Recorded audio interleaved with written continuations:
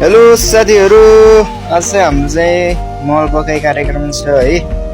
चाहिँ देख्न सक्नुहुन्छ मम्मीले मल भरिराख्नु भएको छ अनि म चाहिँ यो यसो भिडियो बनाउन लागेको है साथीहरू। त साथीहरू ल मल पकाइ कार्यक्रम चाहिँ सुरु भइसक्यो है। म चाहिँ यहाँ मल पकाइ कार्यक्रम हुँदैछ। झुक्क उठ्यो के गर्ने, आमा चाहिँ बुढो भइसक्नु भयो।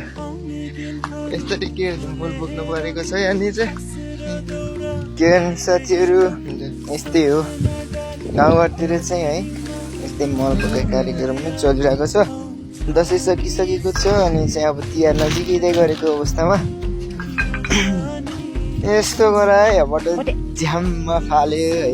अनि चाहिँ मैले यसरी उठाएँ, अलिकति त्यहाँ भान्चे फेरि यसो गरेर खनाएँ। त्यसपछि चाहिँ यस्तो गरेर काँधोमा टक्क लाएर बेरे।